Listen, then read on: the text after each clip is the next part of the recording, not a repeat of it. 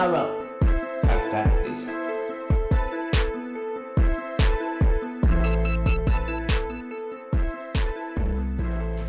Hi, how's everybody doing? This is the Sports Beat. This is our first episode, and let's just jump right into it. Our first topic is women's basketball. What do you have for us? Well, it wasn't a big, weekend for women's basketball, but it was one game that I was intrigued by. Yeah. That was number 12 Baylor. They got upset last week by Iowa State. So they came back out and, played hard. Number 12 Baylor beat number 8 Oklahoma State by 3 points, 69-66. Cool. So about the men. All right, in the men's, we have Texas. As you know, Hook 'em Horns. I'm a Longhorn fan.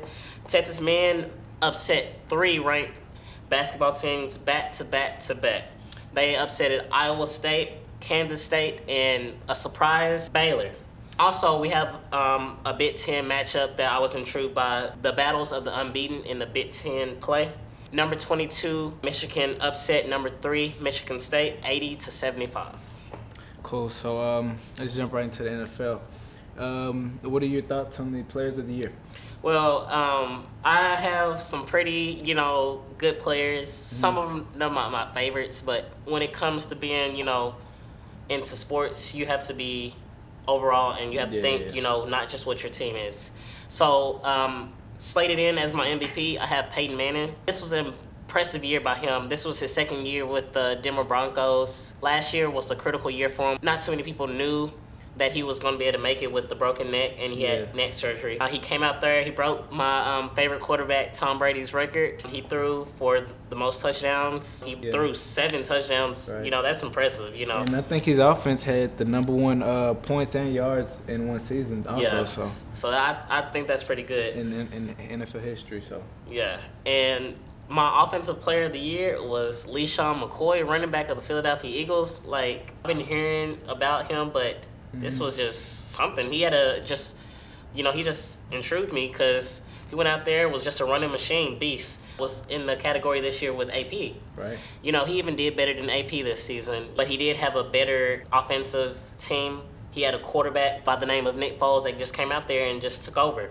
As my defensive player of the year was Richard Sherman, cornerback of the Seattle Seahawks. With you being a Seattle Seahawks fan, I felt like Richard Sherman was a player that, was in the news, did good stats and everything. My offensive rookie of the year, Keenan Allen. He was a receiver. He had a quarterback. He was one of those under-the-radar receivers that came out there, played hard every weekend. For his first season in the NFL, he went over 1,000 yards in receiving. Yeah. And for my defensive rookie of the year, Texas Longhorn alumni, Kenny Vaccaro, safety of the New Orleans Saints. Kenny, he played all over the field basically this year. He played safety, he played cornerback, inside linebacker with a dude his size. He played pretty good, being an inside linebacker, but inside linebacker is a physical position. You got to be quick, explosive, got to be able to get to the quarterback. And for my coach of the year, Ron Rivera of the Carolina Panthers. Last year wasn't a very good season for him. He didn't start off well this season. He changed the whole focus mindset of people. Him and Cam Newton,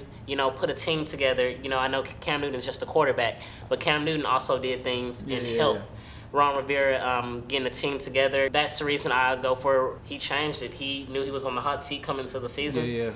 So he had to come out there and, get a team together every Sunday to play and make it to the playoffs.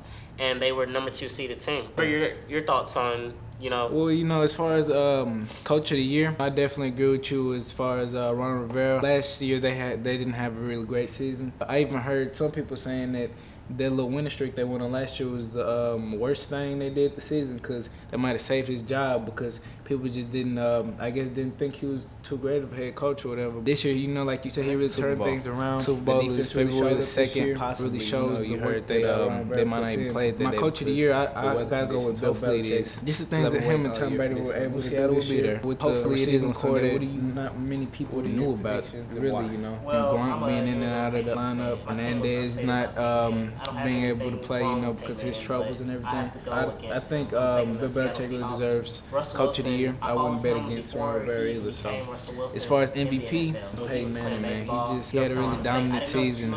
There was nothing anyone could do to stop him. No one's really been successful at it yet. He's been, like I said earlier, his team the most points in NFL history, most yards in NFL history. I think he really deserves that MVP. And what else is there? Good coach was famous at USC. Player of the year. Offensive Player of the Year. Man, Offensive Player of the Year. I think I would have to give. I don't know. Can you give 2 awards to the same guy? Because I probably have to go with Peyton Manning again, man. He's just so smart with football. It's as if he knows more about the defense than the defense built for this moment. I don't think they come up short with football, where to go with football. Pete Carroll had a he gets it out quick. His NFL coach before. Tremendous. He had his experience in the NFL. I mean, space, but he don't even need did his space thing to there, get it came out. back. I think A little over a second. It's like a cannon. Yes, Peyton Manning, he's great. I just just got to talk about how good he was. Speak on that one, right? But what's the big deal about this New Jersey, New York thing? Well, right now they're trying to decide who will bring in the most money. If you haven't been paying close attention, the tickets are showing that it's New York, but the actual Super Bowl will be held at MetLife Stadium. All right. Super Bowl is February the 2nd, possibly. You heard they might not even play it that day because the weather conditions. Hopefully it is, because I've been waiting all year for this. So I know Seattle will be there. Hopefully it is on Sunday. What are your predictions and why?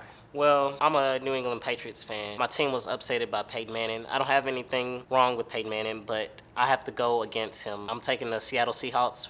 Russell Wilson, I followed him before he even became Russell Wilson in the NFL. When he was playing baseball, North Carolina State, I didn't know too much anything about him, but when he came to Wisconsin, I watched a documentary of him, of where he got in the NFL, and not one of those top rookie quarterbacks coming into the NFL. Russell Wilson came into the NFL with a good team, a good coach, was famous at USC, but he also was an NFL coach before making Seattle Seahawks the Seattle Seahawks. With the Super Bowl, in mind, I'm looking at Marshawn Lynch.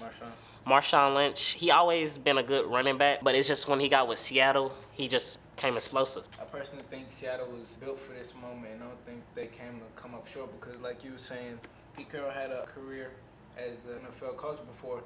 He had his experience in the NFL, went to college, did his thing there, came back. I think they made playoffs 3 to 4 years he's been coach, actually. Peyton Manning, he's great, I just got to talking about how good he was and why he deserved to be MVP and everything. Right. But